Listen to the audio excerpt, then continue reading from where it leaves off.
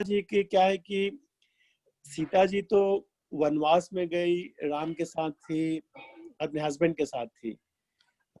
उनके जो चेले थे हनुमान जी भी वहां मिल गए, उनके मतलब वहां पे कष्ट था लेकिन ठीक ठाक है।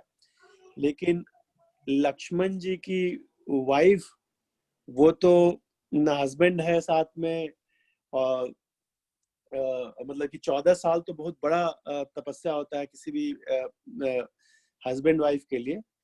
तो मेरे ख्याल से थोड़ा अनफेयर भी था ये हिस्ट्री में। अगर हम लोग ओपिनियन देंगे तो on the part of Ram, on the part of Sita, या ऑन द पार्ट ऑफ बाकी सारे लोग जो स्टेक होल्डर्स इन्वॉल्व है, ये उर्मिला जी के साथ जो हुआ वो अनफेयर ट्रीटमेंट हुआ। किसी हस्बैंड वाइफ को राम ने प्रॉमिस कर दिया और पिताजी के अपने कैकेयी के बोलने पे 14 साल चले गए, ठीक है, बट उर्मिला से तो किसी ने पूछा भी नहीं। तो मुझे लगता है कि उर्मिला जी के साथ जो हुआ वो ठीक नहीं है, नहीं होना चाहिए था। ओके सर, तो उर्मिला जी का सर काफी सारा जिक्र आता है कि उन्होंने काफी सेक्रीफाइस की, बट उनको याद नहीं रखा जाता। बट आपने सही बताया सर। रामधारी सिंह दिनकर जी का ये जो बहुत बड़ा एस्पेक्ट था कि उन्होंने इस चीज को देखा, क्योंकि आप जब हर एक लोग एक ही चीज को देख रहा था, जब आप अलग देखते हो तभी उसकी नाम होती है। तो Shyama sir, hello Shyama sir. या यस सर, आपकी यस सर, हेलो सर, आपकी क्या व्यूज है सर इसके रिगार्डिंग में? एक्चुअली मेरे को बहुत ज्यादा मालूम नहीं है, बट मेरे को ये सरप्राइज लगता है कि सीता जी ने अगर रामचंद्र जी के साथ गए थे तो उर्मिला को किसने रोका था। राइट, तो वो मेरे को मालूम नहीं है, बट द फैक्ट इज कि सैक्रिफाइस तो you know not being with the husband for 14 years is definitely something. अपने को तो एक साल में पता चल गया था क्या है, so it is a 14 years तो so 14 years that too, husband is staying in the forest and all, and she is staying at home.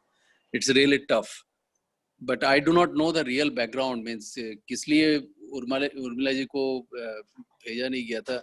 Rabindranath Tagore has covered this story in a very nice way. I have not read it, but this inspires me to read that again. Okay, sir. Sir, can I say something? Yeah, sure, sir. You can. मैं Shyama sir को answer करना चाहूंगी। Sir वो इसलिए वापस नहीं गई थी क्योंकि उनके हस्बैंड ने कहा था कि please take care of the kingdom as well as my mother, तुम्हें यहाँ रह के सब संभालना है। That was the reason. अच्छा, फिर तो very big sacrifice, no doubt about that. Exactly. और एक और चीज ये भी हो सकती है सर कि उस समय भी जो थे, राइट, यस, हनुमान टाइप का भी था कि मतलब तुझे जो कहा, लाइक उस समय भी अगर बात करें तो एक वो भी डिस्क्रिमिनेशन था कि मेल ने जो कह दिया वही करेंगे, या फिर जो भी फैमिली है उसको मेन लेगी। जैसे कि राम जी भी जा रहे थे इसके रिगार्डिंग, बट राम जी काफी सीता जी ने मनाया कि अगर आप नहीं ले गए तो फिर मैं मतलब जान दे दूंगी या चिता पे लग जाऊंगी, तब जाके उन्होंने उसको ले गया। उस समय भी कह सकते हैं एक तरह से कि जो मेल ने कह दिया तो उसके रिगार्डिंग भी काफी सारी चीजें थी। तो अभिषेक सर, अभिषेक जनता।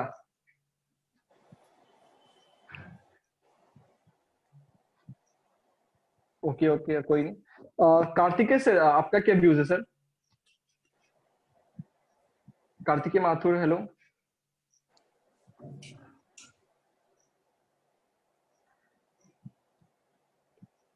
ओके, सो अब हम नेक्स्ट एक और चीज पे आते हैं कि काफी सारी चीजें हमें सीखने को मिलती है, बट एक और एक एस्पेक्ट था जहां पे सीता जी का था कि सीता जी जब कुटिया में थी तब उन्होंने रावण हरण हुआ था, राइट।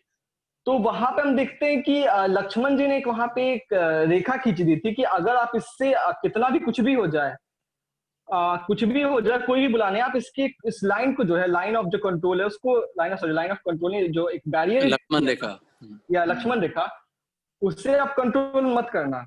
बट सीता जी ने क्या किया कि उसको क्रॉस करा, तभी जाके रावण जो है, रावण उसको हर लिया, या फिर जो भी हर के ले गया। तो इसमें कहीं ना कहीं गलती तो सीता जी की थी ना, कि अब उन्होंने आकर जब उनको मना किया गया था, सारी तरह से लक्ष्मण जी ने उसको बोला था, तभी उस चीज को उन्होंने माना ही नहीं कि नहीं नहीं मुझे तो मतलब वो जो है उस साधु की हेल्प करनी है। तो दो तरह से देख सकते हैं कि क्या रावण एक बहुत बड़ा सेल्समैन था, राइट? कि रावण जो था कि ऐसा सेल्स किया कि सीता जी को भी उस उतने बड़े लक्ष्मण रेखा अपने जो देवर थे उनको क्रॉस करके जाना पड़ा, ठीक है। और दूसरी चीज हो सकती है कि क्या वहां पे पॉइंट ऑफ एक्शन हुआ कि सीता जी को क्रॉस करना पड़ा, या अभिषेक जनता पहले कहना चाहते हैं? यस, या आप लोग इसमें से सभी लोग रामायण देखे होंगे, तो आप लोगों को पता होगा कि एक्चुअल में श्री राम जी का जन्म ही इसीलिए हुआ था कि वो रावण को मार सके।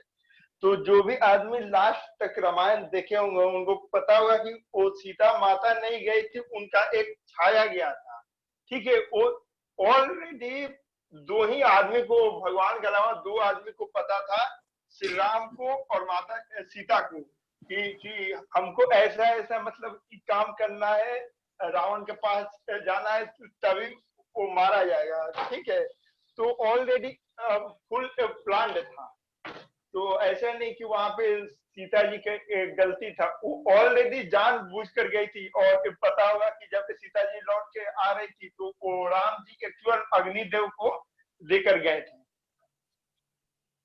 ओके, हाँ सेजल, आप कुछ कहना चाहते हो? हाँ, I want to say something. पहली बात तो जो आई गेस अभिषेक सर ने कहा वो बिल्कुल सही है कि सीता जी जो थी वो तो अग्निदेव के पास थी, ये सिर्फ उनकी एक छाया थी जो रावण के साथ गई थी, क्योंकि सीता जी के अंदर इतना तेज था कि रावण उन्हें कभी हाथ भी नहीं लगा सकता था।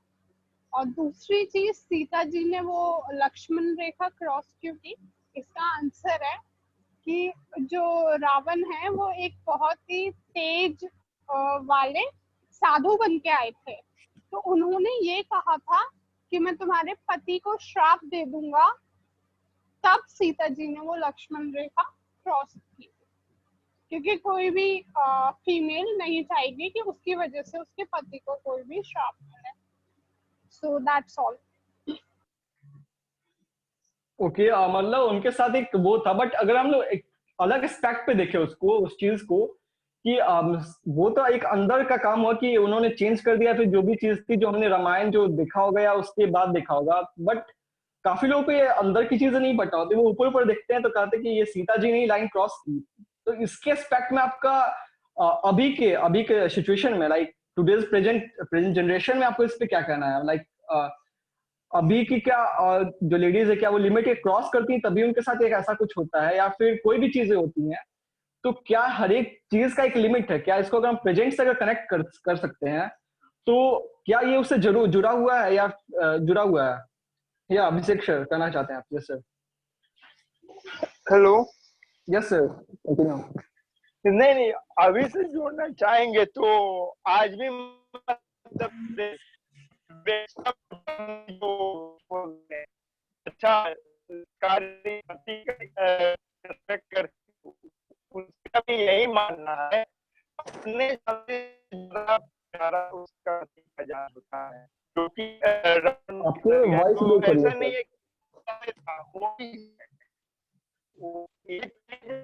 है आदमी, ऐसा बहुत आदमी करता है कि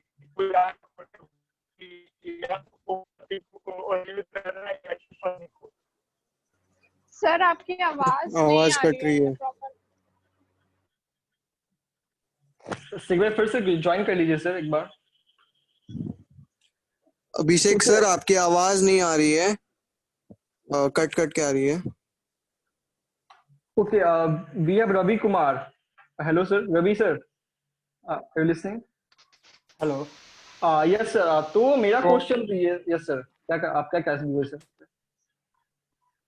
आई will put my point little later, क्योंकि मैं जस्ट अभी ज्वाइन किया हूँ, तो I just will hear somebody and then I will put up.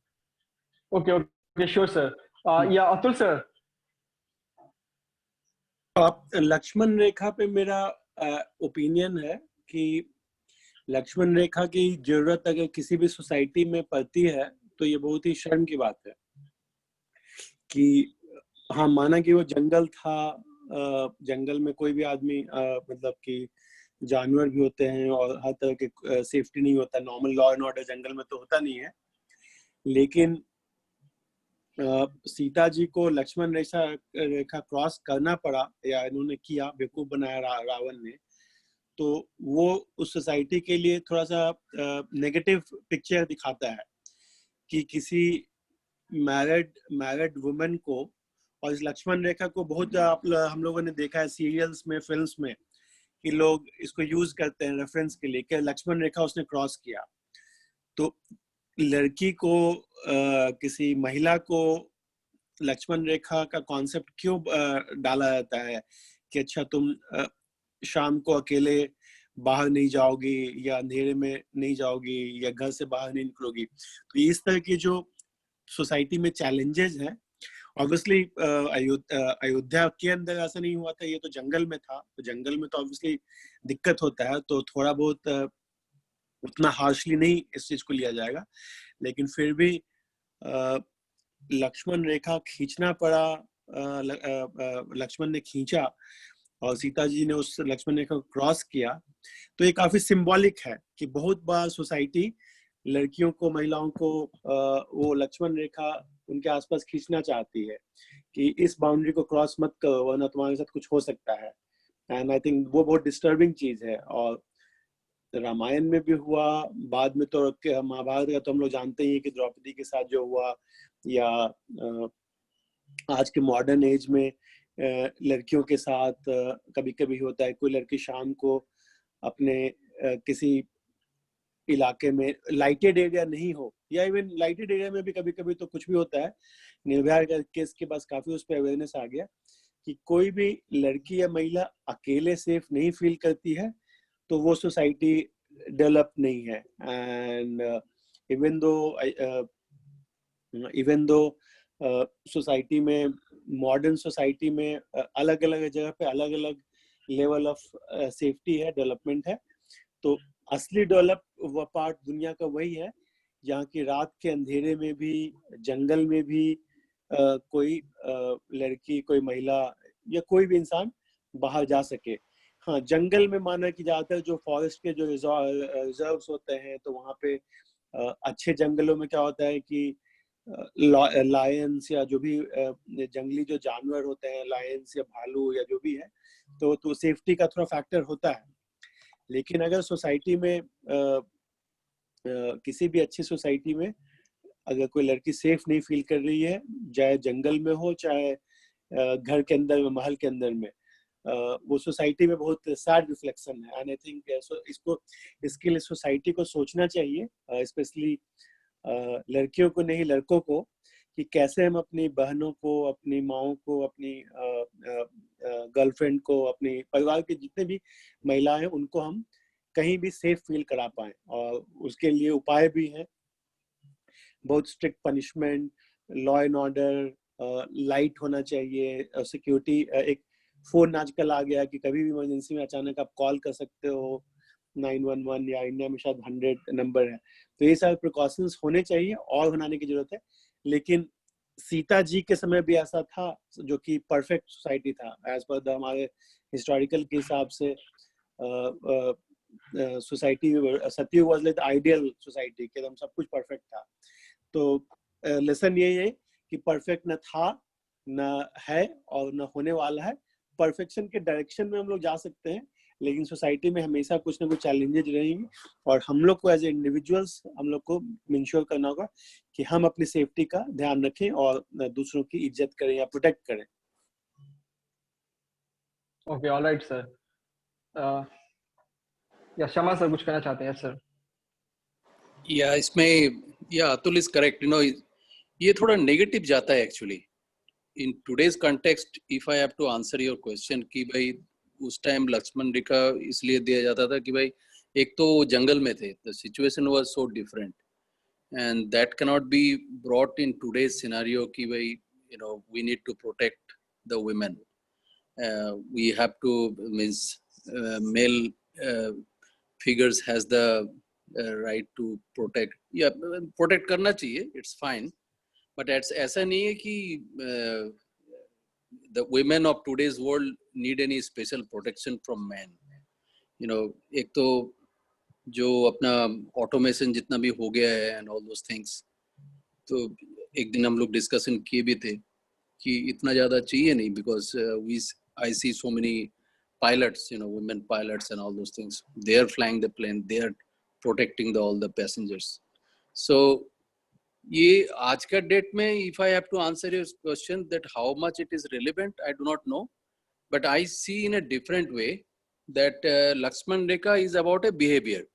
That भाई अभी हम लोग जा रहे हैं, so you know you try to restrict yourself within this thing. So from that angle, yes, it is okay. Means I can say yes, it should be applicable in today's society. But in a physical sense कि अभी भी मतलब men has to protect women and all those things, और वो बाहर एक लक्ष्मण रेखा टान के जाएंगे, that's not a correct approach. या ओके, मतलब काफी मतलब सारी चीजें, मतलब उस समय में लिमिट आपको नहीं रखनी चाहिए, भी फीमेल्स पे उनको एक देना चाहिए, बट ऐसा बनाना चाहिए कि वो खुद से प्रोटेक्शन अपनी कर सके. Then Sejal was telling just now that Sita Mata was so powerful, you see. Right, yeah. ऐसा नहीं कि why she needed a protection. Right. मतलब कोई छू नहीं पाता था उनको, तो why she needed a protection. But फिर भी लक्ष्मण जी ने अपना responsibility का हिसाब से करके गए थे, because he felt himself that he is responsible for the protection of his brother and भाभी. So उसके हिसाब से करके गए होंगे.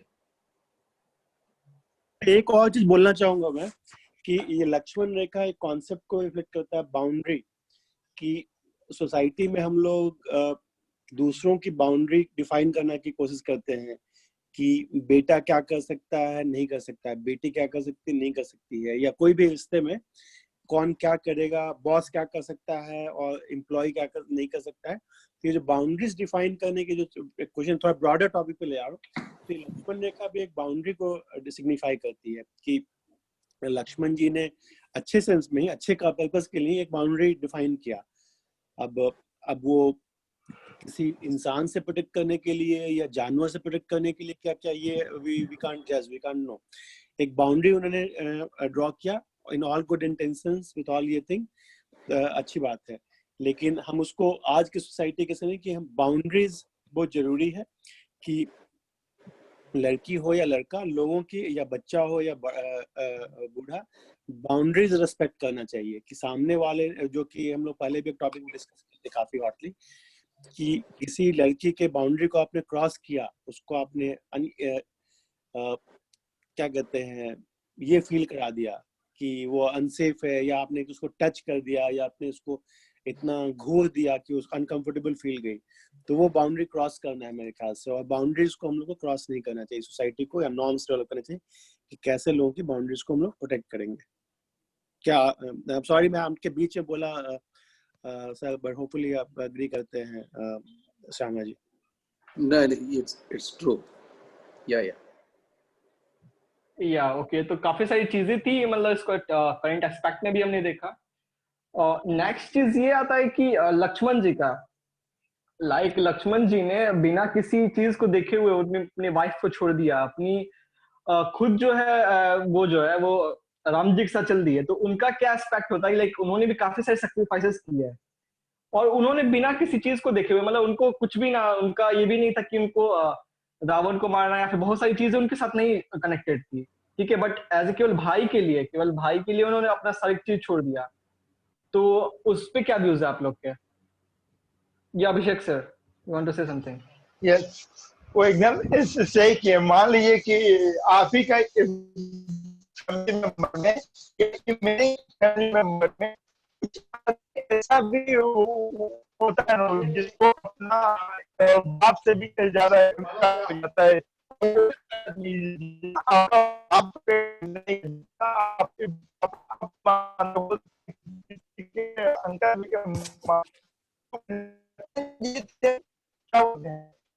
राम जी को गुरु लिए, भगवान, और मेरा एक सबसे में राम का विरोध करते हैं कि किसको नहीं चाहिए भाई, राम जैसा भाई किसको नहीं चाहिए, राम जैसा।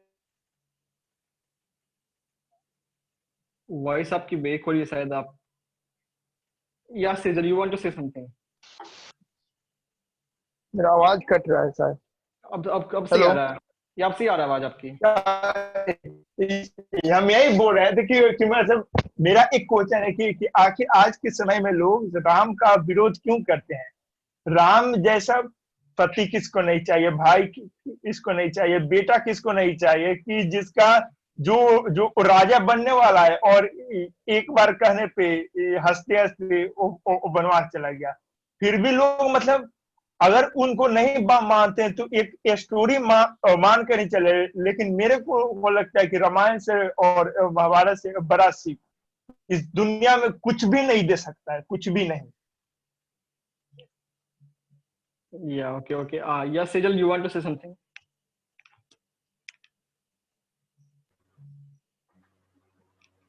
No, actually, I don't want to say something on this. Okay, cool है. So, तो काफी सारी चीजें इसमें मिली कि लक्ष्मण जी जो थे वो मतलब भाई के रिस्पेक्ट के लिए बहुत सारी चीजों के लिए गए। तो रवि से कुछ ऐड करना चाहेंगे इसमें आप, या कोई भी ऐड करना चाहता है, कोई कमेंट्स है? Okay, I will speak little bit. Okay. तो पहले मैं थोड़ा सा लक्ष्मण रेखा के ऊपर मैं बोलूंगा। या श्योर सर। लक्ष्मण रेखा जो अतुल सर ने बोला that is valid point, but थोड़ा सा मेरा पॉइंट ऑफ व्यू थोड़ा सा डिफरेंट है। डिफरेंट इस तरह से है कि लक्ष्मण रेखा जिस स्थिति में हुआ, परिस्थिति में हुआ, उसका एक टोटल सिचुएशन है। जब मारीच आया और वो हिरण का रूप लेके, तब सीता माता कहती है कि आप मुझे वो हिरण लाके दीजिए और मुझे अच्छा लगा है। तब राम जाते हैं उसके पीछे में और लक्ष्मण को बोलते हैं कि तुम भाभी को देखना। और उस दरमियान में जब मारीच को ये उस हिरण को बाण लगता है तो वो हे राम करके आवाज देता है, जिससे लक्ष्मण को लगता है कि शायद भैया प्रॉब्लम में है। तो अभी उस टाइम पे Lakshman was as a guard, ये नहीं बोल सकते प्रोटेक्ट कर रहे थे, but he was with Sita. और सिचुएशन ऐसा था कि लाइक कुछ अनहोनी हो गया है। जो हे राम करके जो साउंड आया उससे ये प्रतीत होता हुआ उस टाइम कि कुछ अनहोनी हो गया है, मतलब something happened which is not in good terms और मे बी। तो इसीलिए लक्ष्मण अब वहां से डिस्प्लेसमेंट हो रहे हैं, पर he wants to put something by which he can understand ki yes, she would be protected by this, so she drew that line.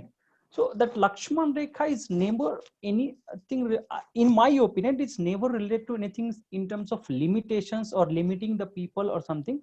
It was more of I am a guard and I was guarding as a task given to me by brother, and in place of me these things which is the highest of me which can protect the body. Okay. In that context that Lakshman was drawn.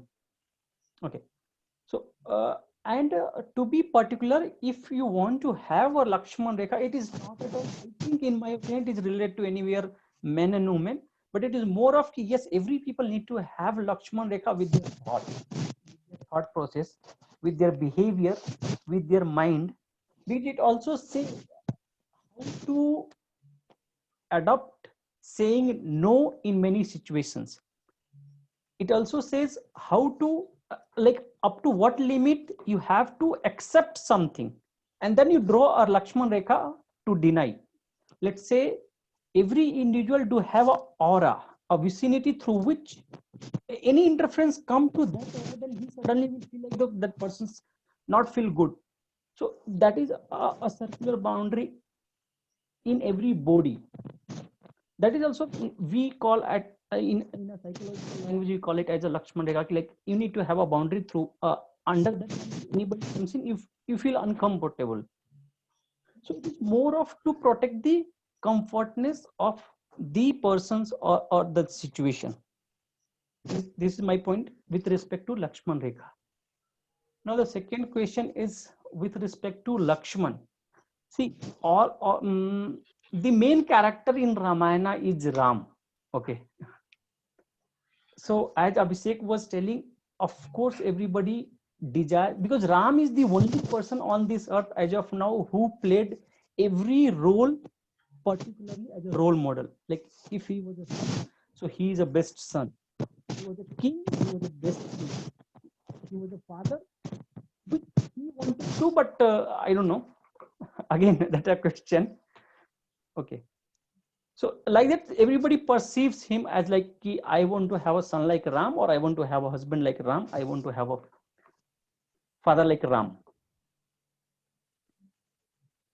But Lakshman came in like, it was the only Dashrath ji ka jo वर मांगना था, वो that was only related to the Ram, कि राम को वनवास होना है.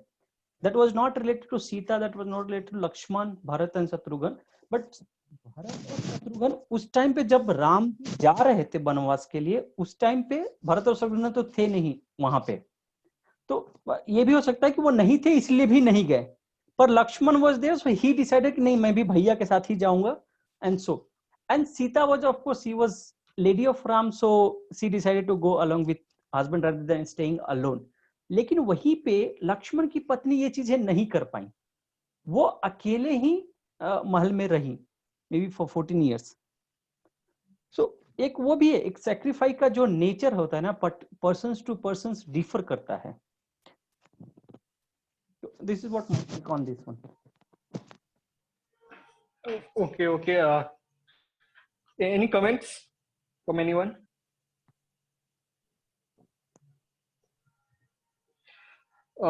Okay, so we can move to our next topic. That is about Vibhishan.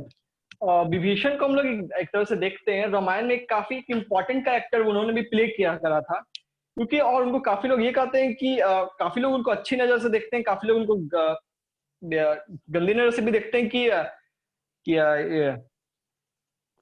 काफी लोग मतलब गंदी नजर से भी उनको देखते हैं. तो इनके अलग अलग एस्पेक्ट्स होते हैं, और उन्होंने अपनी मतलब एक भाई को छोड़ के पूरी की पूरी लंका को आग लगा दिया. और दूसरी तो हम ये कहते हैं कि वो एक परम भक्त थे हरि के, इसलिए उन्होंने उनके पूरे भाई को अपने त्याग किया, राम जी के साथ गए थे. राइट. तो एक तरह से ये हर एक जगह देखना पड़ता है आपको कि अगर आपके साथ में अगर आपका कोई भी सगा हो या फिर कोई संबंधी या फिर आपके बिजनेस में भी अगर आपको को फाउंडर या फिर कोई भी इंपॉर्टेंट हो, तो आपको उनको किस तरह से संभाल के रखना चाहिए, किस तरह से आपको मैनेजमेंट रखना चाहिए उनके साथ, किस तरह से एक संतुलन बना के रखना चाहिए कि अगर वो चीज बिगड़ जाती है तो फिर वो कहीं आपके लिए इतना घातक हो जाए. तो ये विभीषण से क्या चीज आपको मिल जाती है? या अभिषेक सर, या you want to say something? Yes, Vibhishan ji जो किए हैं वो एकदम सही किए हैं. वो अगर डायरेक्ट आए रहते हैं तब दूसरा बात रहता है, लेकिन क्या बोलते हैं, लंका में उनका जितना अनादर हुआ, रावण क्या बोलते हैं लाभ से तक उनको मारा था. तो हमेशा जो था विभीषण जी धर्म के साथ रहे. और इसको हम प्रेजेंट लाइफ से देखते हैं. बहुत सारे आदमी क्या होते हैं, दूसरों को बोल देंगे, पर जब अपने घर में बोलने का बारी रहेगा तो वो नहीं बोलते हैं. सच्चा इंसान, सच्चा आदमी वही होता है कि अगर उसका बाप भी गलती करे ना तो उसको भी टोकना चाहिए. वो थे विभीषण जी. वो अपना घर में भी बोले, उसका घर का मेंबर, यहाँ तक कि भाई, उतना मतलब क्या बोलते हैं रावण जैसे बलवान आदमी, वो गलत था. तो ऐसा नहीं कि वो डायरेक्ट आ गए, उनको बार बार समझाने का कोशिश किए, यहाँ तक कि लास्ट स्टेज तक इस समझाने का कोशिश किए कि तुम सुधर जाओ, तुम राम से नहीं जीत सकते हो. फिर भी वो नहीं माना. तो बाद में मजबूरी में आकर इंसान को कड़ा स्टेप लेना ही पड़ता है. ओके. एक और चीज इनके साथ जुड़ी हुई है कि घर का भेदी लंका ढाए.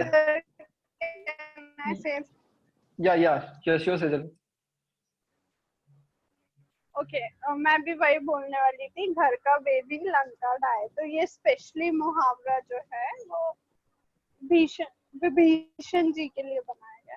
मेरे हिसाब से कहीं ना कहीं वो थोड़ा सा गलत थे, क्योंकि आज आप अपने ऊपर लेके देखिए, आपके पापा आपको 2 थप्पड़ भी मार देंगे तो आप वही रहेंगे।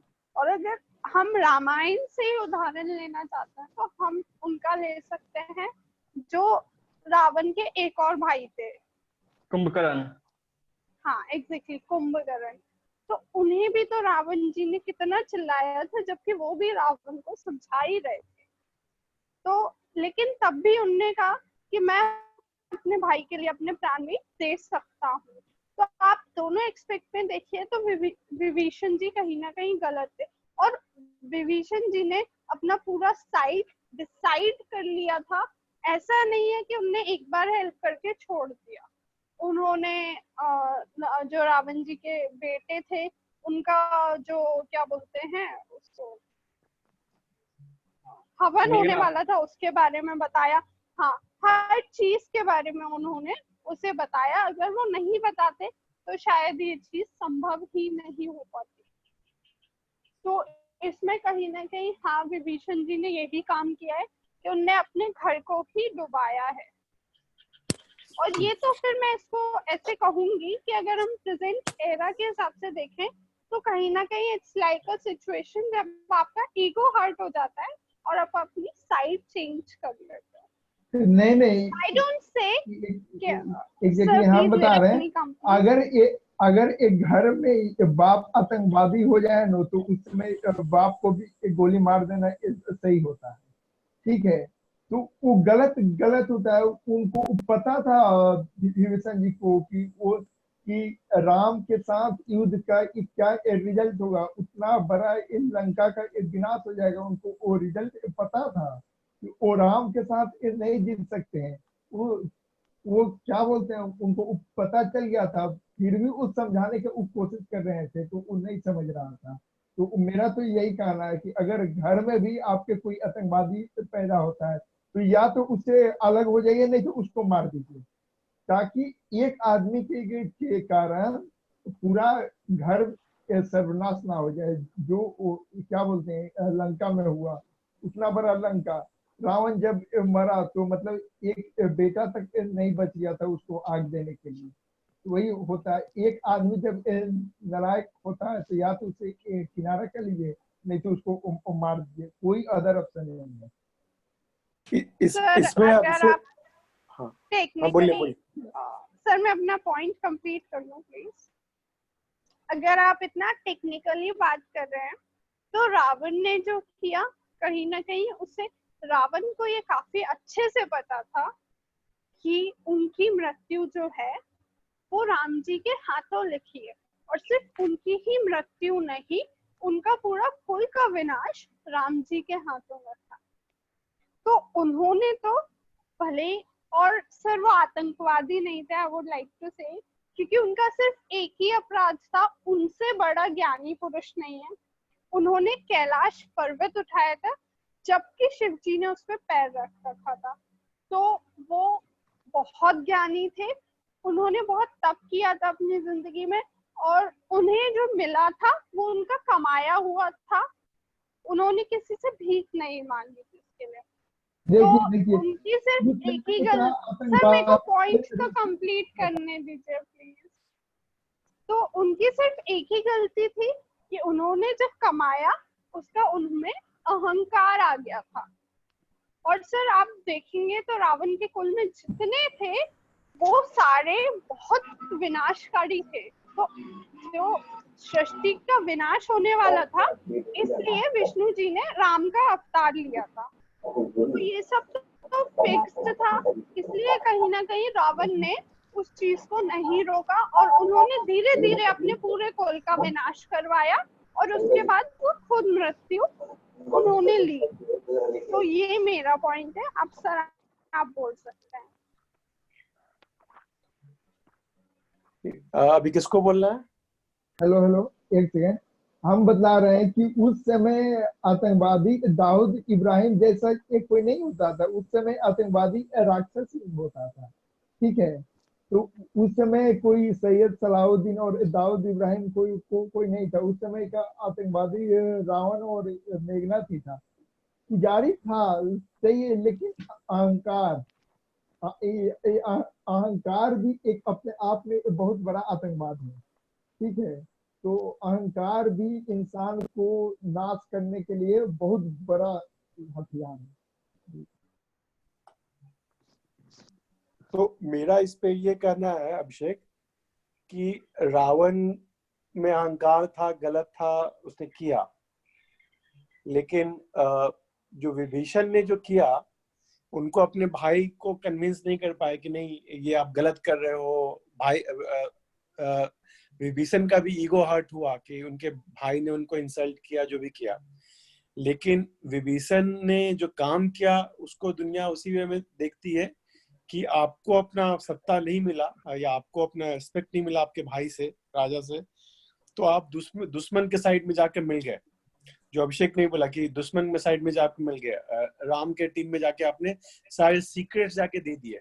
तो जैसे सिमिलर अभिषेक ने बोला था कि हमारे यहाँ मान लीजिए कि भारत और चीन में अभी कॉन्फ्लिक्ट चल रहा है या भारत और पाकिस्तान में चलता है, तो कोई भारत का आदमी, चाहे वो आर्मी में हो या पार्टी में हो या इवन ऑर्डिनरी आदमी, अगर हमारे दुश्मन पार्टी से, जिससे भी हमारे देश का झगड़ा चल रहा है, या फैमिली में भी अगर दूसरे फैमिली से हमारा झगड़ा चल रहा है दूसरे ये से, क्रिकेट मैच में मैच फिक्सिंग, तो मैं दूसरे साइड से, तो विभीषण ने मैच फिक्सिंग कर दिया। मेरा ऐसा मानना है कि वो रावण के जगह वो राम के टीम में जाके उसने सारे सीक्रेट, और विभीषण के ही मदद से इनफैक्ट रावण को मारा भी गया, कि विभीषण ने वो सीक्रेट बताया राम को कि कैसे फाइनली रावण को मारा जा सकता है। तो विभीषण ने मैच फिक्सिंग कर दिया, अपने परिवार के लिए भी नहीं रहा, अपने समाज के लिए भी नहीं। रोकना था तो उसको पहले रोकना था, डिफरेंट तरीके से रोकना था। अगर एक और करना चाहता तो उसको सत्ता पलटने की कोशिश करनी चाहिए थी कि नहीं, ये अपने पब्लिक में सपोर्ट जुटाना चाहिए था कि नहीं रावण अत्याचारी है या गलत काम कर रहा है, या सीता को किडनैप किया जब, तो वो उस रीजन को लेकर भी वो एक पूरा एक श्रीलंका में एक बगावत क्या कहते हैं करवा सकता था कि देखिए हमारे पूरे श्रीलंका इतना अच्छा हमारा सिविलाइजेशन है, इतना अच्छा स्टेट है, और उसको हमारे राजा ने किसी दूसरे राजा की वाइफ को कैप्चर करके हमारे राज्य को भी रक्षा में डाला और गलत काम किया, तो हमको इसको हटा देना चाहिए था। तो मेरे ख्याल से वो इंटरनल अगर विभीषण करते तो समाज में शायद आज उनकी इज्जत ज्यादा होती, कि उन्होंने विभीषण ने अपने बड़े भाई को और गलत राह पर चलने वाले राजा को के अगेंस्ट विद्रोह किया, वो नहीं किया। वो उन्होंने क्या किया कि जाकर वो दूसरे साइड से जाकर उन्होंने सीक्रेट्स बताए। तो प्रैक्टिकली तो उनका काम हो गया, लेकिन ऑन प्रिंसिपल मुझे लगता है कि वो ठीक नहीं था।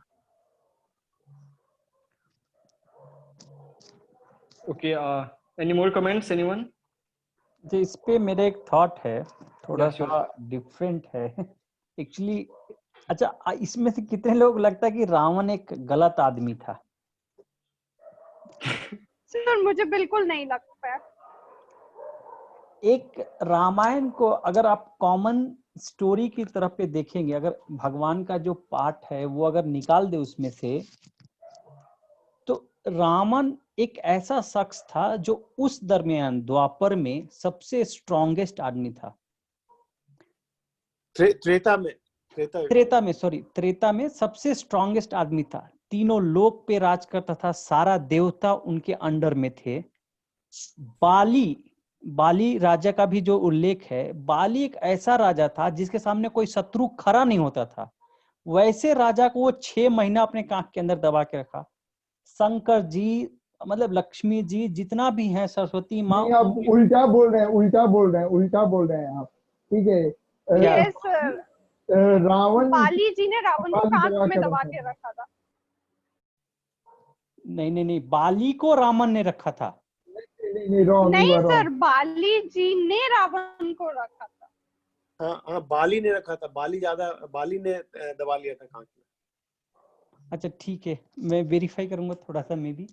लेकिन मेरा ये कहना है कि एक ऐसा बंदा जो ओवर पावर था हर चीज को लेके, सारे देवता लोगों को मतलब अपने वश में रखे हुए था, तीनों लोग पे उसका राज चलता था, कभी भी आ सकता है, जा सकता है, और सोने के नगरी में रहता था। एक द्वीप है जहाँ पे सोने की नगरी है, वहां पे मैं रह रहा हूँ। राम जी एक बहुत ही सिंपल आदमी थे, बहुत ही सिंपल आदमी। आप देखिए कि राम जी राज्याभिषेक भी नहीं हुआ था और वो मतलब जंगल में चले गए थे, और जंगल का जर्नी स्टार्ट हुआ यूपी, आज के टाइम पे यूपी से स्टार्ट हुआ और नासिक होते हुए पूरा साउथ ट्रेवल किए हैं। आज ट्रैवल करना भी मुश्किल है, आज हम लोग 2020 में हैं, फिर भी आप यूपी से अगर कार लेके चलेंगे और रामेश्वरम पहुंचेंगे तो बहुत डिफिकल्ट रोड के थ्रू गुजरेंगे, और उस टाइम में आप समझिए कि वो कैसे ट्रेवल किए होंगे। और वैसा एक आदमी जो छोटे छोटे लोगों को अपने साथ में जोड़ रहा है, ढूंढते ढूंढते पहुंचता है रामेश्वरम में, और रामेश्वरम में एक पुल बन रहा है क्रॉस करने के लिए श्रीलंका। ऐसा मतलब इमेजिनेशन कीजिए कि रावण को ये चीज पता नहीं होगा कि कोई मेरे राज्य के ऊपर में अटैक करने आ रहा है एक पुल बना के। वो इतना बुद्धिहीन तो नहीं होगा, या फिर उसका जो सोर्स होगा, उसके राज्य के जो भी पंत प्रधान लोग होंगे, स्पाई लोग होंगे, वो आगे बताए नहीं होंगे क्या कि आपके राज्य पे अटैक होने वाला है। वो एकदम खुले हाथों से वेट तो नहीं कर रहा होगा। और भी दूसरी चीज है कि आप देखिए कि एक हम लोग को थोड़ा सा इंस्टिंक्ट होता है कि हमारे देश, जैसा भी चाइना का चल रहा है कि हमारे देश पे अटैक होने वाला है या हम उन पे अटैक करने वाला है, तो एक माहौल अपने आप बन जाता है पूरे देश में कि एक इमोशंस क्रिएट हो जाता है कि भैया अटैक होने वाला है या कुछ भी। ऑलरेडी हनुमान जी उसी दरमियान में जाकर उसके बेटे का वध करके आए हैं। आपके सामने आपका बेटा मर गया है, कोई अभी हम लोग उनको हनुमान जी अभी के टाइम पे बोल ले रहे हैं क्योंकि एक भगवान का फैक्टर आ गया है, लेकिन उस टाइम में ये फैक्टर तो नहीं होगा। राम जी को भगवान बोलने वाले उस टाइम में तो नहीं होंगे। एक महान आदमी मानते होंगे, एक बहुत अच्छा राजा मानते होंगे, लेकिन भगवान तो नहीं मानते होंगे। उनके बाद का जो जनरेशन उनको बताया गया वही लोग मानते होंगे। तो एक वैसा आदमी जिसका समझिए कि सीता माता माता बोल रहा हूं मैं, लेकिन एक कॉमन टर्म में मैं बात कर रहा हूं, इसलिए कि सीता माता से कहीं ना कहीं रावण को लगाव था पहले, और इसीलिए वो स्वयंवर में भी आया था, लेकिन वो शादी नहीं हुआ। तो उसका एक प्रारूप फिर उनके बहन का, राम के भाई मतलब उनके बहन का जिनसे उनको इश्क था लक्ष्मण से, वो प्रपोज किए, और प्रपोजल में उनका आप नाक और कान काट दिए।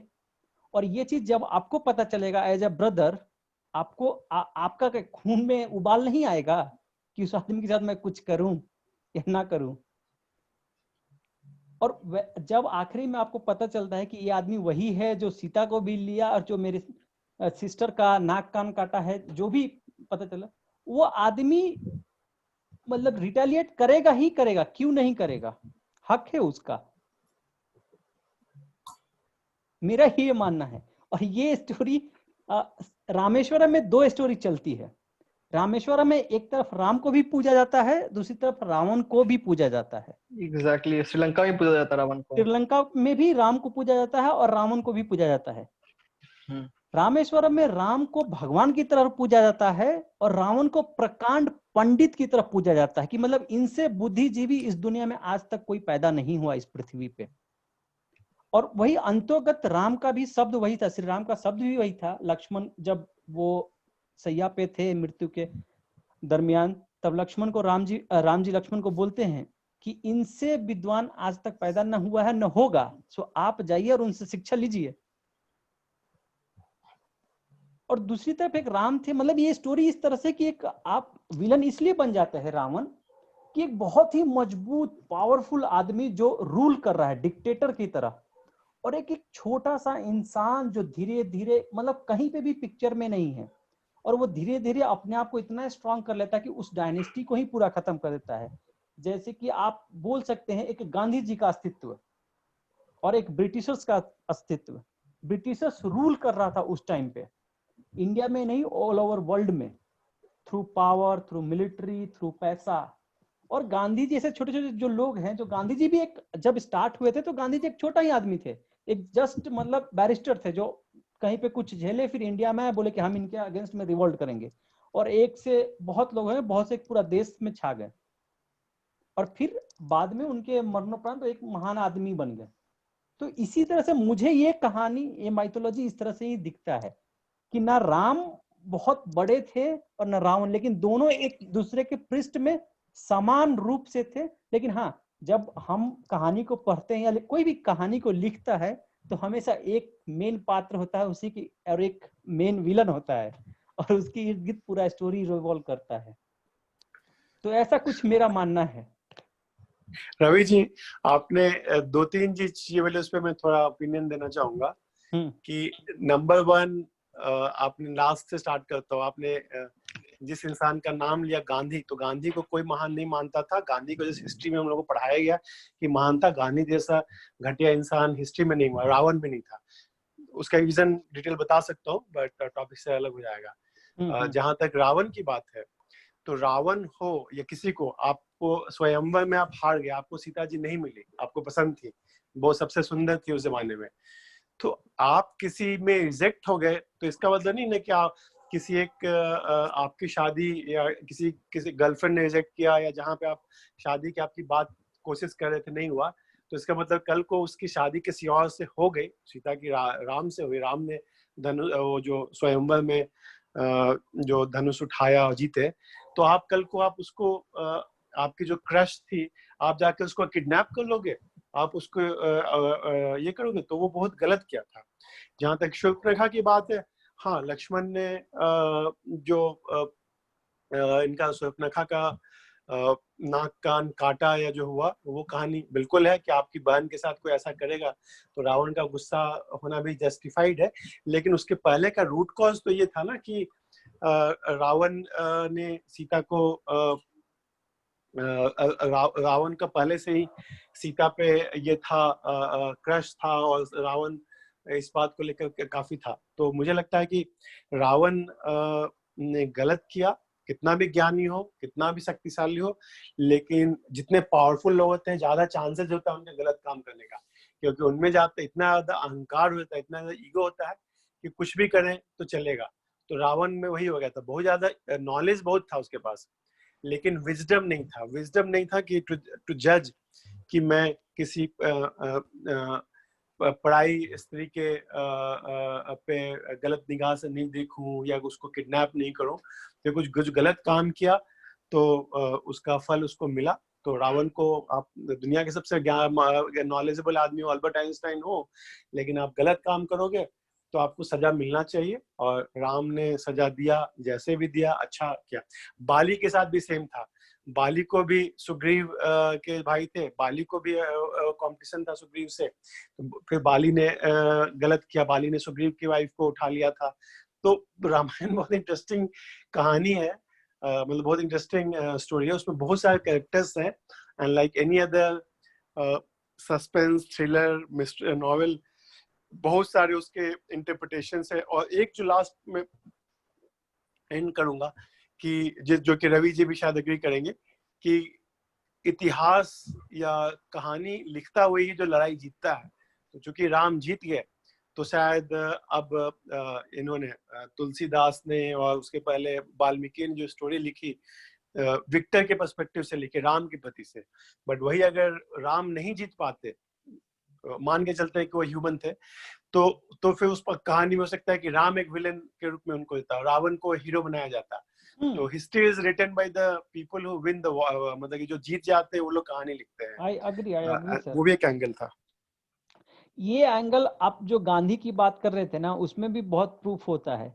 देखिए, लिखने वालों ने गांधी को बहुत अच्छे से मतलब पोर्ट्रे किया है, तो बहुत लोग परसीव करते हैं गांधी जी को।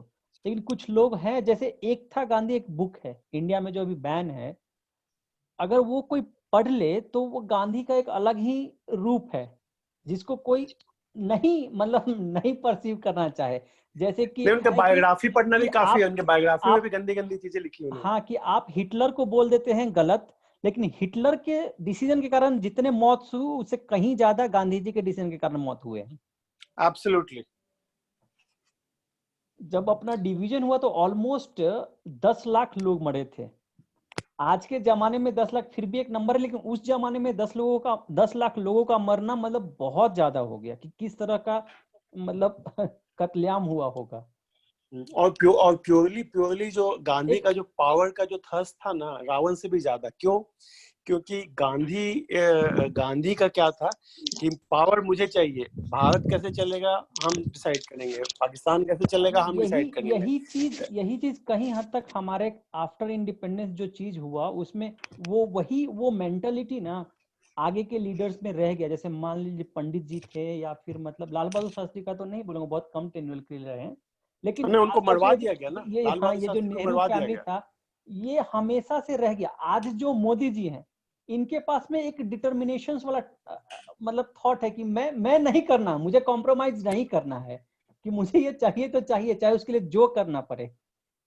तो ये वही एक थॉट है, और वो गांधी जी उस टाइम पे भी वही गलती एक थॉट के कारण किए। मतलब ये मेरा मानना है कि 4 लोग मांग रहे हैं जमीन, तो 4 लोगों को मत दो, आप अपना डिसीजन रखो ना एज ए टॉप कि नहीं किसी को नहीं मिलेगा, एक ही रहेगा इंडिया। लेकिन उन्होंने उस टाइम कॉम्प्रोमाइज किया कि नहीं ठीक है, और नहीं आप होते आप कौन जिन्ना को दे दीजिए। आप नहीं रवि जी, आप होते कौन है? कौन सा इलेक्शन हाँ, लड़ा था आपने? कांग्रेस का इलेक्शन लड़ा था? हाँ उस टाइम वो तो ये भी नहीं थे। हाँ उस टाइम तो वो प्रेसिडेंट भी नहीं थे, उस टाइम तो प्रेसिडेंट कुछ भी सुभाष नहीं चंद्र थे, बोस वो थे, प्योरली और इलेक्शंस में भी ब्लैकमेलर थे, वो हाँ सुसाइड बॉम्बर थे। मैं गांधी को और एक्सप्लेन करता हूँ कि तो गांधी जो था ना, वो एक आज के जमाने में जो बोलते हैं ना कि सुसाइड बॉम्बर क्या करते हैं कि प्लेन किडनैप कर लेते हैं और उसके बाद नेगोशिएट करते हैं। तो गांधी वही करता था। गांधी जो था वो क्या करता था कि अगर तुम मेरी बात नहीं मानोगे, मुझे चाहिए कि मेरा नेहरू को बना दो प्राइम मिनिस्टर। अब पब्लिक क्या इलेक्शन में पार्टी क्या डिसाइड करते, कांग्रेस पार्टी के इंटरनल इलेक्शन में क्या डिसाइड हुआ, डजेंट मैटर, मुझे ये चाहिए तो चाहिए। अब मुझे नेहरू को बनाना है क्योंकि नेहरू के पिताजी मोतीलाल से मेरी दोस्ती है, पैसा भी बहुत सप्लाई करते थे कांग्रेस को, ये वो। तो गांधी को पावर चाहिए था बिना रिस्पॉन्सिबिलिटी के। तो गांधी ने स्ट्रैटेजिक अलायंस किया। अलायंस ये किया माउंटबेटन से, अंग्रेजों से, नेहरू से, और प्लस इवन जिन्ना से भी। तो गांधी ने ये कहा कि चलो जिन्ना, जैसे उनके अपना जब भारत नहीं उनका कोई भारत ने कोई जमीन का टुकड़ा हुआ, जो काम ये इन्होंने भी किया था, महाभारत भी पढ़ते हैं हम लोग, कि चलो ये तुम नेहरू को दे दो, बना दो, ये तुम जिन्ना को दे दो, ये तुम अंग्रेज माउंटबेटन को चाल रखो। तो गांधी ने ये जो काम किया ना, वो भारत के क्या वर्ल्ड हिस्ट्री में इतना गलत आज तक नहीं किया। मैं बोलता हूँ कि हिटलर ने गलत किया होगा, माओ ने गलत किया होगा, स्टालिन ने गलत किया होगा, लाखों लोगों को मारा, बट गांधी ने जितना बर्बाद किया, जितने लोगों को जान गई, तो गांधी उसके लिए रिस्पॉन्सिबल है। और बिना पावर के, बिना डेमोक्रेटिक प्रोसेस के पावर कब्जा किया, just by using blackmail and using all this alliances. मतलब कि नहीं माफिया की तरह से कि तुम कांग्रेस, गांधी तो एक्चुअली अंग्रेजों के सबसे बड़ा कोई अगर चापलूस था तो गांधी था। गांधी क्यों था? गांधी भी इंग्लैंड से, मतलब गांधी जी भी बाहर से पढ़े, लॉयर पढ़े, फेमस हुए साउथ अफ्रीका में। उनके साथ जब हुआ, गांधी रेसिस्ट भी थे बाय द वे, साउथ उनकी अपनी बायोग्राफी में पढ़ लीजिए। साउथ अफ्रीका में वो काफी रेसिज्म के लिए भी बदनाम थे, इसीलिए भी रिसेंटली लास्ट वीक में कहीं उनके स्टैच्यू वगैरह तोड़ी गई है उनके उस रेसिज्म के साथ। तो रेसिस्ट भी थे, डिक्टेटर भी थे, और पावर विदाउट रिस्पॉन्सिबिलिटी वाले आदमी थे। लेकिन गांधी जी क्लिक क्यों हो गए? गांधी जी को सबसे बड़ा किसी ने हिट बनाया, उस एक और इडियट ने, वो है नाथूराम गोडसे। नाथूराम गोडसे ने, उन्होंने मारा या और लोगों ने मिलकर मारा, लेकिन उन लोग को ये गुस्सा आया कि जब भारत और पाकिस्तान के बीच में ये चल रहा था तो कुछ पैसा देना था डिवीजन में, तो वो पैसा गांधी ने बोला कि भैया वो पैसा पाकिस्तान को दे दो, नहीं तो, जबकि बहुत गरीबी थी 47 में, तो गांधी ने उस पर भी अपना स्ट्राइक किया।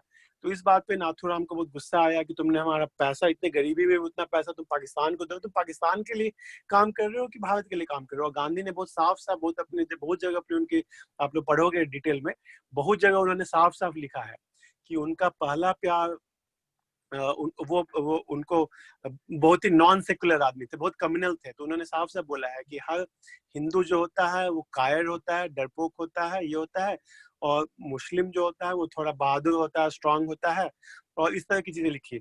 और वो जो मांगे उनको दे देना चाहिए, हम लोग को लड़ना नहीं चाहिए। और गांधी जी का एक लास्ट चीज करता हूँ कि गांधी का एक और था कि एक थप्पड़ तुम्हें मारे, बाएं पे मारो तो दाएं दिखा दो। तो ये कितनी गंदी बात है, कोई आपको एक थप्पड़ मार रहा है और उसको और आप दूसरा गाल दिखाओ, मतलब आप इंकरेज करो गलत बिहेवियर को। यानी कि किसी लड़की के साथ कोई छेड़छाड़ करो तो लड़की बोले हाँ चलो मेरे साथ जो करना करो, नहीं, एक थप्पड़ मार तो उसको 2 थप्पड़ देना चाहिए, गलत को सहना नहीं चाहिए। और गांधी ने उस गलत चीज को इनकरेज किया, जो कि आई थिंक हमारी सोसाइटी को मतलब कि 70 साल तक उस गलत बिहेवियर को हम लोग, अब थोड़ा चेंज आ रहा है। और फॉर्चुनेटली उन्हीं के, गांधी के ही स्टेट से मोदी है, तो वो बहुत सी गांधी के नाम से उनकी कुछ चीजों को लेकर अच्छी कर देते हैं, स्वच्छ भारत बाकी कर देते हैं, और उनको जो करना होता है वो अपने हिसाब से कर देते हैं। तो वो अमित शाह और लोग मिलकर, चलो पाकिस्तान ने थोड़ा एक गोली एक बम छोड़ा, तो चलो उस पर 10 बम फोड़ दो। एंड आई थिंक ये बहुत अच्छा चेंज आया लास्ट 6 साल में भारत में। Yes, Cesar, you want to say something? Yes, definitely. Atul sir, मैं आपसे कहना चाहूंगी कि आपके फेवरेट फ्रीडम फाइटर कौन है? मतलब मेरा ये सवाल है आपसे। हाँ बिल्कुल, सुभाष चंद्र बोस थे, और भी बहुत सारे लोग, सरदार पटेल जो कांग्रेस में थे वो भी बहुत अच्छे थे, सुभाष चंद्र बोस भी थे, रास बिहारी बोस थे। मतलब कि इतने ज्यादा फ्रीडम फाइटर भारत में थे ना, कि फ्रीडम तो हम लोग को 1947 मिला ही नहीं, फ्रीडम तो हम लोग को अभी मिलने जा रहा है। बस मुझे आपका आंसर मिल गया, it is satisfactory to me. नहीं सेजल, इतना सा, हाँ जी sir. Sejal, I understand that point, लेकिन still I will tell you to explore the thing. देखिए, चीजों को व्यू पॉइंट देने में आसानी होता है, ठीक है, पर चीजों के बारे में जानना बहुत जरूरी होता है। देखिए, आपका व्यू है, that is very strong, it's good, लेकिन उस व्यू पॉइंट के कारण आप बहुत सारी चीजें इग्नोर कर दे, ये भी सही चीजें नहीं है। मैं अभी एक और बात बोलता हूं, जहां पे शायद मैं आप ही से पूछता हूं, आप सी राजगोपालाचारी के बारे में जानते हैं? नहीं सर। नहीं, तो ये डिवीजन जो 1947 में डिवीजन हुआ था, उसमें एक सी राजगोपालाचारी का भी बहुत बड़ा रोल है। आज चक्रवर्ती राजगोपालाचारी, हाँ, आज साउथ इंडिया को नहीं फील करता है या फिर हिंदी को नहीं एक्सेप्ट करता है, इसके पीछे का रीजन जानिए क्यों। कभी आप मे बी 18, 19, 20 इयर्स के होंगे कॉलेजेस में, कभी ये सवाल नहीं पूछा हिस्ट्री पढ़ते हुए कि आखिर साउथ हिंदी को क्यों नहीं एक्सेप्ट करता है?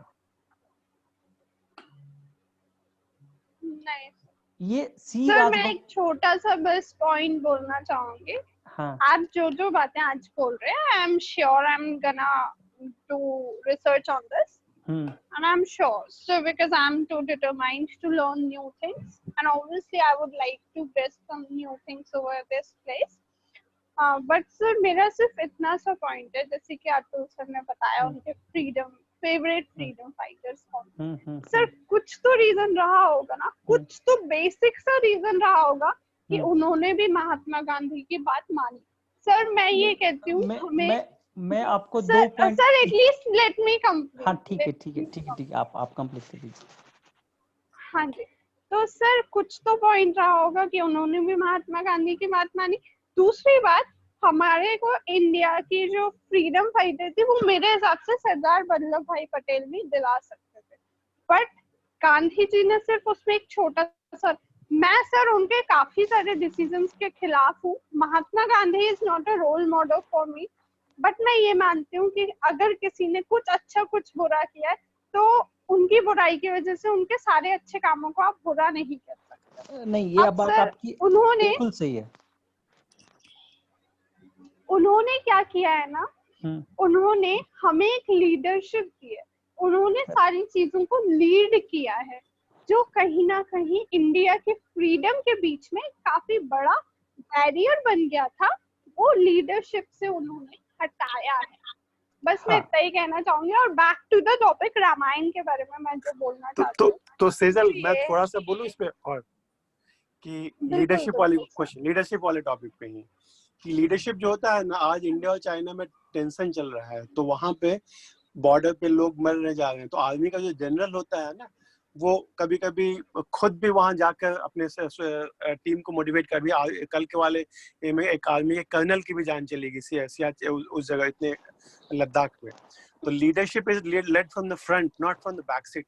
गांधी की सबसे बड़ी खासियत क्या थी ना, कि वो फ्रंट से कभी लीड ही नहीं करते थे, हमेशा बैक से लीड करते थे लोग। जैसे कि इंडिया को जो फ्रीडम मिला, तो फ्रीडम इसलिए मिला, अंग्रेजों की बैंक्रप्सी हो गई थी वर्ल्ड वॉर के बाद 1945 में, जब सेकेंड वर्ल्ड वॉर तक, और अंग्रेजों के जितने सोल्जर्स होते थे पूरे वर्ल्ड वॉर में भी, पूरी दुनिया में अंग्रेजों ने शासन किया था, कहाँ से पता क्या था? वो सारे इंडियन सोल्जर्स, अफ्रीका तक भारत के सोल्जर जाके इंग्लिश लोगों के वार लड़ते थे। फ्रांस के लिए, पूरे दुनिया के लिए भारत एक सोल्जर्स का एक तरह से स्लेव ट्रेडिंग कर रहा था। पूरी दुनिया में जहाँ भी लड़ाई हो रही है तो भारत की सेना, और ये काम संभव किया गांधी जैसे लोगों ने, गांधी नेहरू जैसे लोगों ने मिलके, उन्होंने हमको दूसरों के लिए लड़ने के लिए कहा। जबकि चेंज कैसे आया और अंग्रेज कैसे भागे?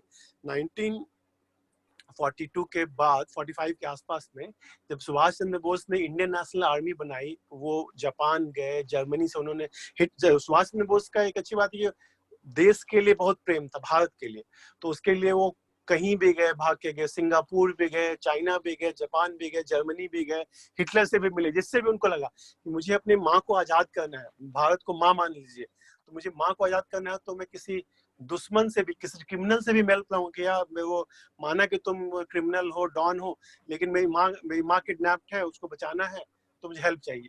तो सुभाष चंद्र बोस ने वो काम किया, इसलिए सबसे बड़ा हीरो मानता हूँ कि सुभाष चंद्र बोस ने जाकर दुनिया भर से अलायंसेस फॉर्म किए, इवन हिटलर से भी, मुसोलिनी से भी, सबसे पार्टनरशिप किया, कि उनको चाहिए था कि हमको आर्म्ड ये चाहिए, इक्विपमेंट चाहिए, लोग चाहिए। और उनके डर से जब बर्मा के बॉर्डर तक जब उनकी आजाद हिंद फौज आ चुकी थी, सुभाष चंद्र बोस की सेना, बहुत सारे हिंदू मुस्लिम हर तरह के लोग उनकी सेना में काम कर रहे थे, लेडीज का भी सेना था सुभाष चंद्र बोस में। बट वो जब बॉर्डर पे आ गई थी, और इंडियन में क्या होता है कि इंडियन के आर्मी में और पुलिस सिस्टम में रिवोल्ट होना स्टार्ट हो गया था, तो अंग्रेजों को तो भागना ही था। बट उस मौके का और तो एक साल किसी तरह से हम लोग वेट कर लेते ना, ये गांधी अगर ये जबरदस्ती बनी, अंग्रेजों ने जल्दी में करा दिया कि चलो गांधी के भरोसे और ये गांधी नेहरू के चलते ये पार्टीशन करा लो, वरना तो हमको भागना ही पड़ेगा। उनको दिख गया था ये साइन कि उनकी सेना और पुलिस रिवोल्ट कर रही है। तो मौके का फायदा उठाकर अंग्रेजों ने और गांधी के साथ और माउंटबेटन और नेहरू इनके साथ मिलके उन्होंने भारत को बांट दिया, जिसके चलते लाखों जान भी गई, जो कि बोला सर ने, रवि सर ने, कि लाखों जान गई। किसको क्रेडिट देंगे? गांधी को, नेहरू को। नेहरू का पावर हंगर जो था, गांधी का जो पावर हंगर था, जिन्ना का जो हंगर था। और जिन्ना का एक और चीज इसी चीज में, जिन्ना को नेहरू ने एक बार इंसल्ट कर दिया था बहुत गंदे तरीके से, बदतमीज तो था ही नेहरू, तो जिन्ना ने नेहरू को, तो जिन्ना उस बदले में उसने कहा कि अच्छा बता दो, जिन्ना भी बहुत नेशनलिस्ट था एक जमाने में, जिन्ना काफी पढ़ा लिखा भी था, इंटेलेक्चुअल भी था, बट नेहरू ने उसको इंसल्ट किया था इंग्लैंड में, उसका बदला उसने पूरा किया कि चलो मैं तुमको अब मैं अपना कंट्री लेके रहूंगा। तो पूरी हिस्ट्री को डिटेल में अगर जानेंगे ना, तो शायद हम लोग देखेंगे कि हम लोग जैसे ब्लैक एंड व्हाइट पढ़ते हैं, गांधी महान और ये खराब, ऐसा नहीं है, बहुत सारे उनके डार्क साइड्स भी थे। ओके, सर मैं अपना लास्ट पॉइंट इससे रिप्रेजेंट करूंगी कि we are just watching a show and we are either throwing stones और either we are appreciating something, but we don't have any right to do so because we even can't think of the sacrifices they did. And Sir Mahatma Gandhi always followed the principle of non-violence, and like हमारे जो religion है उसमें भी it said that non-violence is the first and primary thing, ahimsa paramo dharma.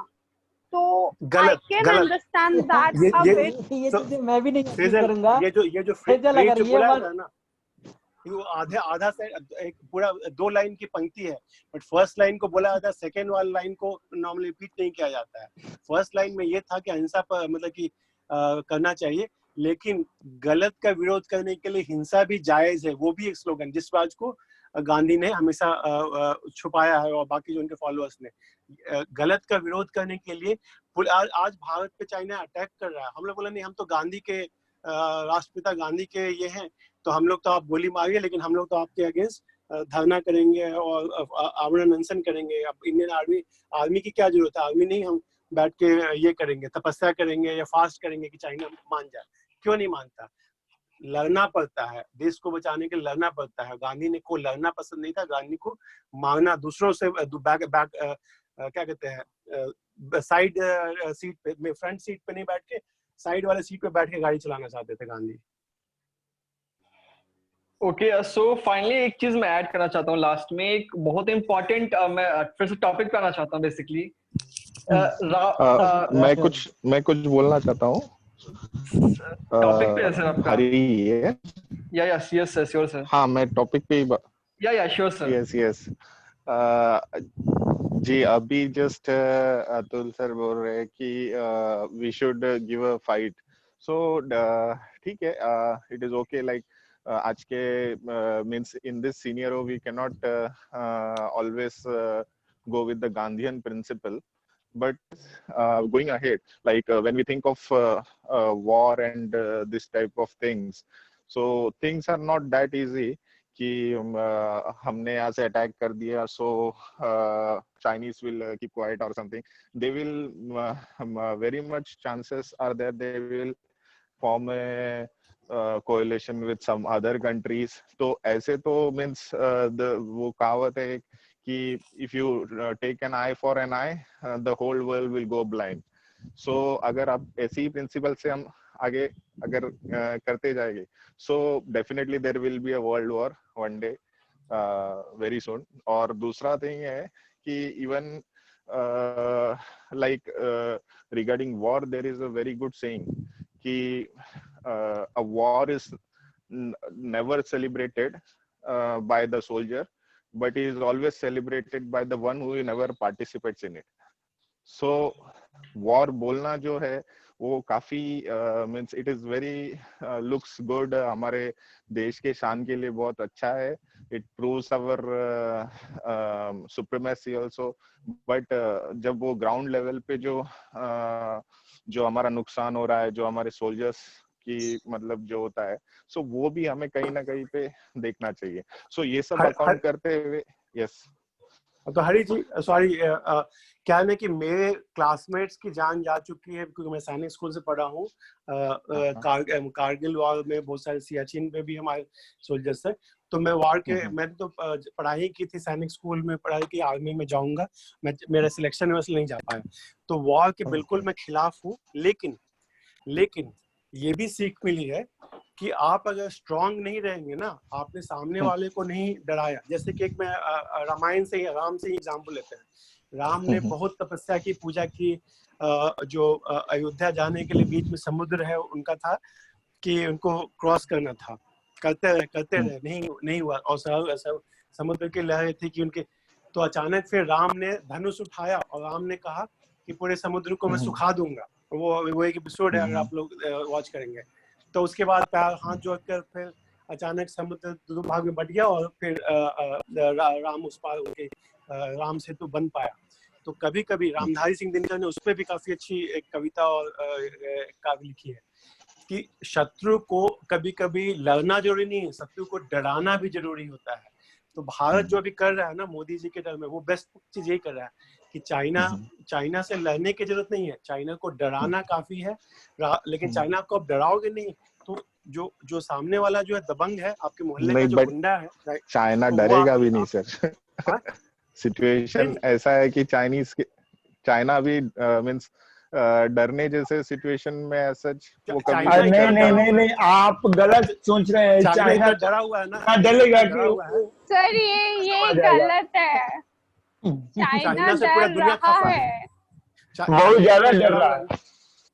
China जो है ना, China को America से डर है. अगर डर रहा है तो पीछे हट जाना चाहिए ना. क्या अगर चाइना डर रहा है तो चाइना आया था बॉर्डर के पास, पीछे हट गया. और चाइना खटाक से अब बोला है कि अब डिस्कशन करना चाहिए. अगर चाइना जो दबंग है उसको तो आज तक चाइना, आपको पता है लास्ट 30-40 साल में चाइना एक भी लड़ाई जीता नहीं है. चाइना को वियतनाम जैसे छोटे छोटे देश ने, बगल के देशों ने हरा दिया. चाइना तो ताइवान जो उसका चाहता है कब्जा करना, ताइवान से भी डरता है, कोरिया से भी डरता है, सबसे चाइना डरता है. चाइना लड़ाई जीता ही नहीं है लास्ट 20-30 साल में, एक भी लड़ाई नहीं जीता है. चाइना दबंगाई करता है, केवल चाइना भी डराता ही है बस सबको जाके. हाँ डराता है, लेकिन जीता नहीं लड़ाई. चाइना हारा है लड़ाई, जितनी भी लड़ाई लड़ी ना चाइना, वो चाइना को इसने वियतनाम ने भी हराया, कोरिया ने, चाइना को बहुतों ने हराया है. और यही चीज इस बार भी हो रहा है इंडिया चाइना वार में. पहली बार क्या क्या है चाइना इंडिया कर रहा है ना, कि इंडिया ने फाइनली चाइना के ब्लफ को कॉल कर दिया कि चाइना तुम बहुत हीरो बन रहे हो, तो आज देख लेते हैं, तुमने 20 को मारा तो तुम्हारे 40-50 को मारेंगे. और यही देखकर चाइना, और दूसरी चाइना के सबसे नेगेटिव में क्या जा रही है कि China is the wrong side of history. अभी चाइना कोरोना और चाइना एक हो गया है. चाइना का ब्रांड कोरोना से आइडेंटिफाई हो गया है. पूरी दुनिया चाइना के अगेंस्ट है, जिसने कि पूरी दुनिया में लाखों जान जो गई, बिना लड़ाई के इतनी ज्यादा जान कभी नहीं गई थी। जर्मनी में जान गई, नहीं एज सच यस, अगर ये एस्केलेट होता रहेगा so as such I don't think कि चाइना के साथ में कोई आएगा। और मे बी हरी जी हम एक बात बोलना चाहेंगे कि अभी केंद्र में मोदी जी हैं 56 इंच सीना वाले, आप एकदम निश्चिंत रहिए, ठीक है। कोई चाइना हो या चाइना का बाप हो, किसी से डरने का चीज नहीं है, एक के बदला 10। लड़ाई पे ही आना चाहूंगा मैं। एक और मेन चीज एक दिखती है, अगर मैं फिर से टॉपिक पे आऊं तो लाइक राम जी का था कि राम जी भी कोई भी लड़ना पड़ा था अपने सिटीजन से, वहां के जो राज्य में जो भी लोग थे उनसे उनको लड़ना पड़ा था। लाइक जब सीता जी वापस आ गई थी तब उन्होंने एक चीज देखी थी कि लोग ही रिवॉल्ट कर रहे थे कि सीता जी को वो नहीं, अग्नि परीक्षा नहीं दे दिया उन्होंने, सीधा उनको रानी बना दिया कि इससे क्या गलत एस्पेक्ट जाएगा लोगों के प्रति।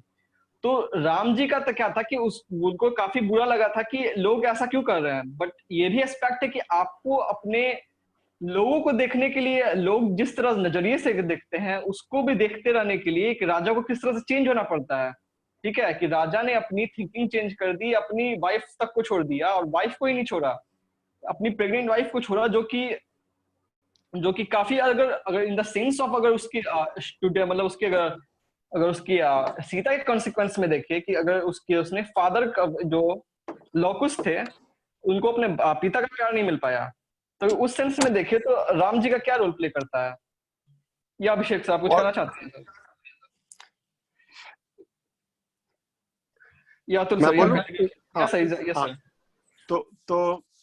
बिहार में एक बहुत बड़े एक्टर हैं शत्रुघ्न सिन्हा, फेमस है बिहारी बाबू। उनका एक पटना में एक टावर है, उसका नाम ही है लव कुश टावर। तो लव कुश बहुत बड़े राम से भी ज्यादा स्ट्रॉन्ग थे, मतलब कि in the art of war. तो लव और कुश ने मिलकर राम की सेना को भी हरा दिया था। अपनी माँ का बदला उन्होंने लव और कुश ने लिया था। और बाद में फिर उन्होंने कहा कि सीता जी उन्होंने छोड़ दिया, मतलब ये नहीं कि राम को मारा नहीं, लेकिन राम की सेना को लव कुश ने हरा दिया था और बदला लिया। तो वो भी एक सेंस है कि आप आज माँ का वो लेके, आज सीता ने अपने बेटों को इतना मतलब कि अच्छे से पाला या अच्छे से उनको इतना ये किया कि या उनकी जो मदरली जो पावर थी। तो आज रावण के अगेंस्ट तो राम लड़े ही, पर राम के अगेंस्ट लड़ने के लिए सीता के बेटों ने, सीता ने नहीं कुछ किया, सीता के बेटों ने ही, जो होता है ना कि मतलब अयोध्या को हराया युद्ध में। तो इसलिए लव कुश भी बहुत इंपॉर्टेंट रोल है इस कैरेक्टर में, राम की कहानी में, कि उनके बेटों ने वो किया जो उनके फादर ने की गलती को बेटों ने सुधारा कि नहीं, आपने हमारी माँ के साथ ठीक नहीं किया, माँ को आप प्रेग्नेंट वाइफ को अपने घर से निकाल दिया। तो बेटों ने जाकर अपने पिताजी को भी सबक सिखाया।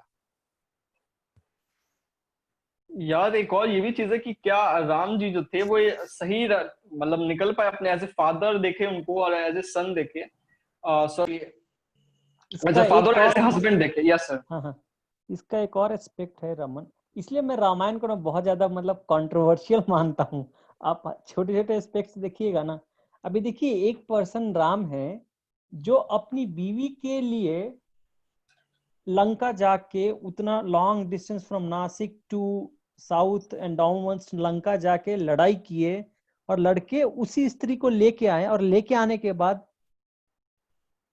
राज्य मतलब जब राज्य अभिषेक हो गया राम जी का और राजा बन गए, तो राजा के धर्म से इतना प्रभावित हो गए कि उसी पत्नी को वो, और वैसी अवस्था में एक प्रेगनेंसी का ऐसा अवस्था आता है जब एक मूर्ख आदमी भी अपनी वाइफ को नहीं छोड़ना चाहे, क्योंकि उस टाइम में तो सबसे ज्यादा जरूरत होती है या तो मतलब लोगों की, अपने आस पड़ोस के लोगों की, और हस्बैंड का तो खास करके।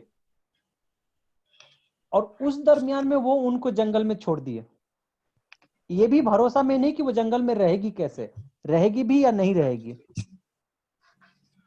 सर इसमें मैं एक पॉइंट बोल सकती हूं, एकदम एक्सट्रीम दिखता है अभी, मतलब उस कैरेक्टर का रियली कंट्रोवर्सी इसलिए लगता है कि एकदम टू, इसीलिए उनको पुरुषोत्तम भी बोला जाता है कि वो पुरुषों में उत्तम इसीलिए हो कि वो टू कंट्रोवर्सी मतलब टू एक्सट्रीम्स लाइफ जिए,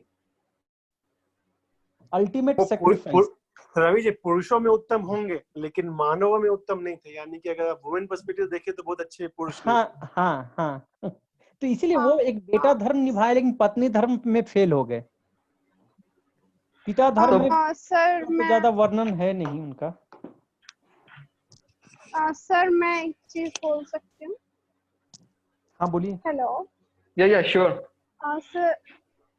सर मैं ये कहना चाहती हूँ कि आपने जो पॉइंट अभी बोला, तो जो पहली बार था तब राम ने सीता को नहीं छोड़ा था।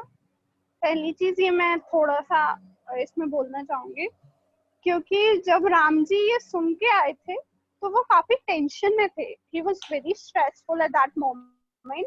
और उसके बाद ये सीता जी से देखा नहीं जा रहा था, तो उन्होंने अपने जो गुप्तचर थे वो भेजे यही पता करने के लिए। तो जब ये बात सीता जी तक आई तो ये सीता जी का निर्णय था कि अरे इतनी छोटी बात के लिए मेरे स्वामी परेशान हो रहे हैं, इससे अच्छा मैं चली जाती हूँ। दूसरी चीज सर, मैं राम जी को तब गलत मानती हूँ जब लव कुश उनके सामने खड़े थे और उसके बाद उनने ये प्रूफ मांगा था कि आप मेरे ही बच्चे हो या नहीं, तो वो राम जी ने गलत किया था। और जो दूसरे टाइम अग्नि परीक्षा वाली बात थी वो बहुत गलत थी, क्योंकि तब तक प्रजा को एहसास हो चुका था कि प्रजा गलत है और सीता जी एकदम पवित्र हैं। तो तब राम जी की दो गलती मैं बहुत बड़ी मानती हूँ, क्योंकि अगर वो ऐसा नहीं करते, दूसरी अग्नि परीक्षा की बात नहीं होती, तो सीता माता कभी धरती माँ में नहीं समाती। सेजल यू आर राइट, लेकिन मुझे जहां तक मतलब इस पहलू का मालूम है, जो भी दिखाया गया है या फिर जो भी लिखा गया है, सीता को जब वन में छोड़ा मतलब लक्ष्मण जाके छोड़े थे, तब तक सीता को नहीं मालूम था कि मैं मतलब कि वन में छोड़ने के लिए मुझे लक्ष्मण आया है। वहां पे उनको उतारने के बाद वो बोले कि राम ऐसा बोले हैं आपको, और ये आदेश राम दिए थे लक्ष्मण को कि आप सीता को वन में छोड़ के। सर आई गेस फिर इसमें आपको थोड़ा सा स्टोरी मिसिंग है, क्योंकि that was the actual story कि सीता जी ने अपने गुप्तचर भेज के ये पता किया था, और उसके बाद ये निर्णय उनका था, क्योंकि राम जी ये सहन ही नहीं कर पा रहे थे कि मैं प्रजा को चूज करूं या अपनी अर्धांगिनी को। तो और सर लक्ष्मण जी ने इसका जितना विद्रोह किया है, क्योंकि वो सीता माँ को अपनी माँ समान ही मानते थे। तो सर यहाँ पे तो आप थोड़ा सा एक बार रामायण का ये वाला पार्ट एक बार या तो और पढ़ लें या देख मैं लें। आपके पॉइंट पे वापिस मतलब देखूंगा पक्का। 2 पॉइंट मुझे भी कंफ्यूजन है, मैं देखूंगा। एक और चीज इसमें ये है कि काफी सारे लोग जो है मतलब कि उतने अच्छे सक्सेसफुल नहीं रह पाए थे एज ए हस्बैंड। अगर देखे राम जी को, तब भी कोई भी अगर वाइफ या फिर कोई भी लड़की होती है तो उसके एक डिजायर आता है कि उसको राम जैसे ही हस्बैंड होना चाहिए। ऐसा फिर क्यों होता है कि एक तरह से देखा जाए तो राम एक सक्सेसफुल हस्बैंड के तौर पे नहीं थे, ना ही उन्होंने अपनी फैमिली को उस टाइप का रिस्पेक्ट दे पाए थे। नहीं वही है अमन, देखो एक तरफ राम जी ने सीता के लिए रावण से लड़ लिया। मैं वही बोला ना, एक ऐसा पर्सन है जो अपनी वाइफ के लिए दुनिया के सबसे मजबूत आदमी से लड़ लिया उस टाइम पे। तो ये भी एक फैक्ट है। और दूसरी तरफ ये भी फैक्ट आ रहा है, मतलब दूसरी तरफ ये भी है कि प्रजा के लिए उन्होंने अपने वाइफ का भी त्याग कर दिया। राइट। तो इसीलिए उनको इतना मतलब पुरुषों में उत्तम माना है कि दो एक्सट्रीम, ये दोनों भी बहुत ही एक्सट्रीम है, मीडियोकर डिसीजंस नहीं है, बहुत एक्सट्रीम डिसीजंस है। फिर एक और उनका जो डिसीजन था राज्याभिषेक के टाइम पे वनवास स्वीकार करना, वो भी एक एक्सट्रीम डिसीजन है।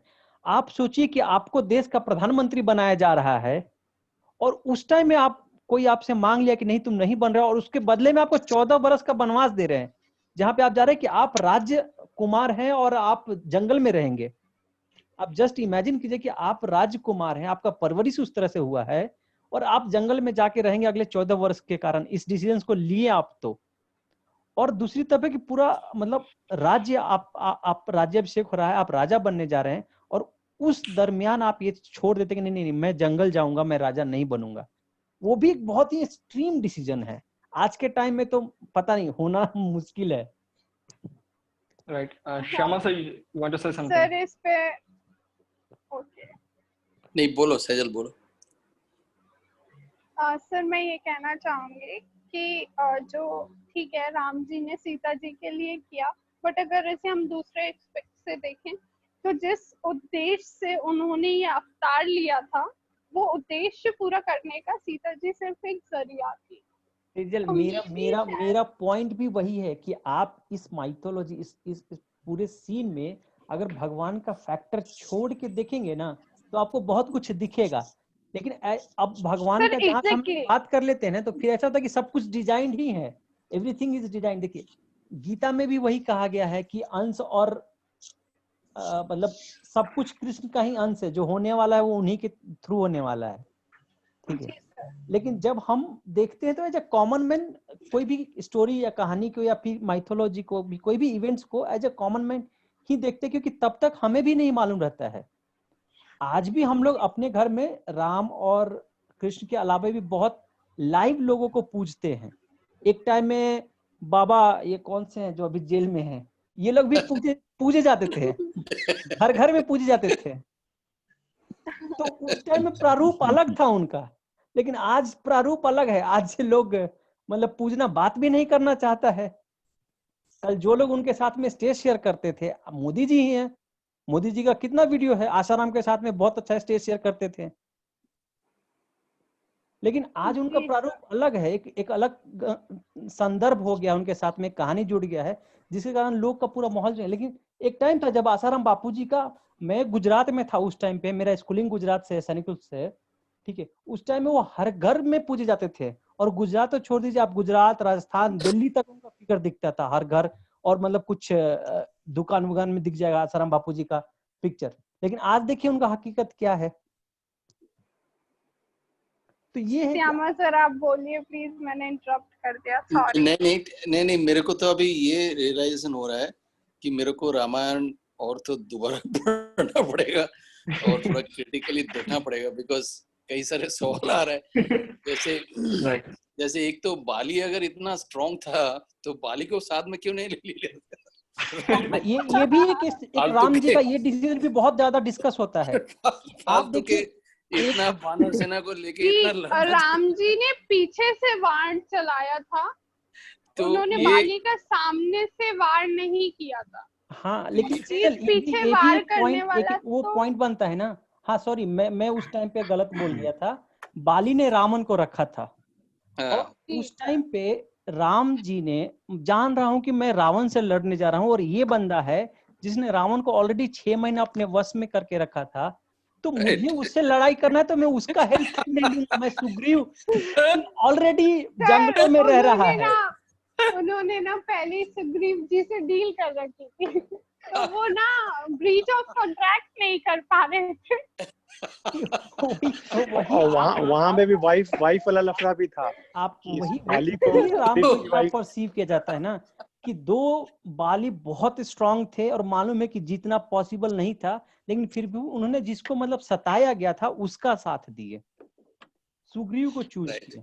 अच्छा, एक चीज इसमें है ना, ये रामचंद्र जी विष्णु के अवतार हैं, है ना, तो ये तो ह्यूमन फॉर्म में आते हैं और ह्यूमन जैसे बिहेव करते हैं, यू नो, व्हेन दे कम। तो ये लोग भी जो जैसे हम लोग नॉर्मल ह्यूमन बीइंग होते हैं, you know, we have good qualities, bad qualities, तो वो लोग भी उसी का अंदर से ही जाते हैं।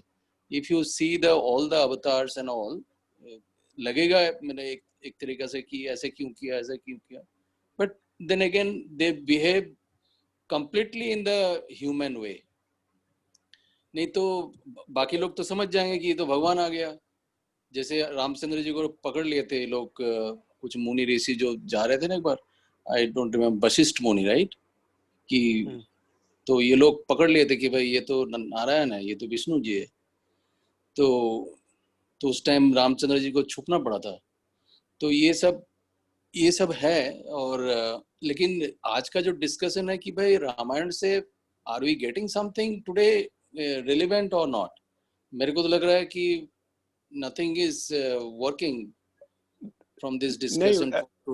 श्यामा जी, एक कमेंट में बोलना चाहूंगा आपके बारे में। सबसे पहले कि आपने बोला कि मुझे फिर से जाके आपको काफी कुछ पता है, काफी आप नॉलेज वाले एक्सपीरियंस, फिर भी आपने वो जो ये जो बात बोली ना, वो बहुत ही दिल को छूने वाली है कि मुझे जाके और पढ़ना पड़ेगा।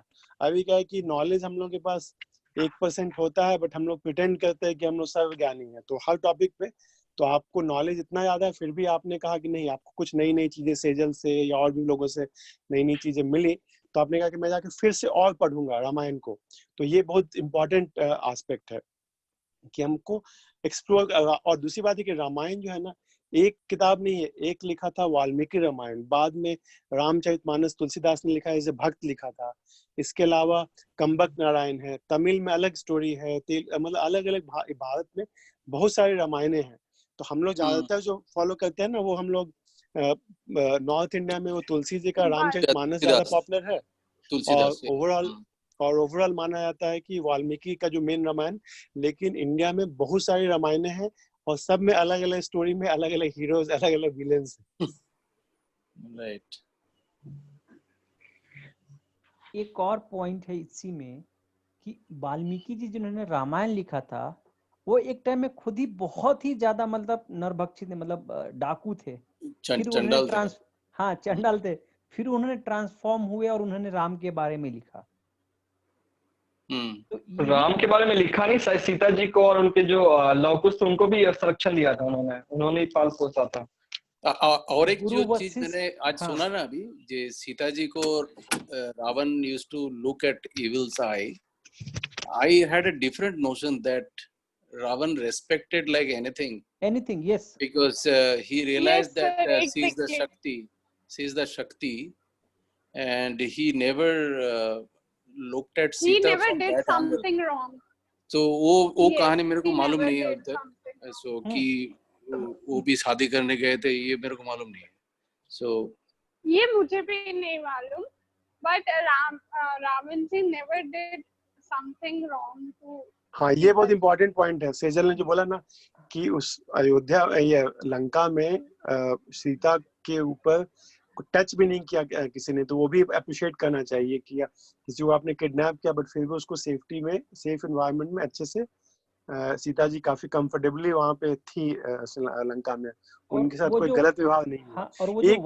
और एक सेंटेंस बोलना चाहूंगा, वाल्मीकि जी का जो चर्चा आया, वाल्मीकि जी से किसी ने पूछा कि इतने सारे पुराण हैं, इतने सारे रामायण महाभारत ज्ञान की इतनी सारी किताबें हैं, बट आम आदमी को समझ में नहीं आएगा कि क्या पढ़े नहीं पढ़े, सब कोई पढ़ भी नहीं पाएंगे। तो आप समरी बता सकते हैं, एग्जीक्यूटिव समरी शॉर्ट में बता सकते हैं। वाल्मीकि ने वो एग्जीक्यूटिव समरी जो बनाई थी बहुत इंपॉर्टेंट है, मैं उसे बोल दूं। वाल्मीकि ने बोला कि अष्टादेशो पुराणे से सारम द्वितीय पापाय परपेनम पुण्याय, मतलब कि परोपकार है पुण्यम एंड पापाय परनिम, यानी दूसरों को दुख पहुंचाना पाप है और दूसरों को परोपकार करना पुण्य है। बाकी को आपको गीता महाभारत रामायण पढ़ो ना पढ़ो, बट ये एक शॉर्ट समरी में जान लो कि यही समरी है। पूरा ज्ञान उन्होंने वेद पुराण का समराइज कर दिया कि दूसरों को कष्ट पहुंचाना पाप है और दूसरों को भला करना पुण्य है। और ये वाल्मीकि जी का ये स्टेटमेंट था, summary of all the religious books. Okay sir, तो we are now over the time. तो कल जैसा विशाल सर जैसा टॉपिक देंगे उसके हिसाब से कल हम फिर डिस्कस करेंगे। ओके, ठीक है। Okay, thank you. Sweet dream. Good night everyone. Good night. Good night.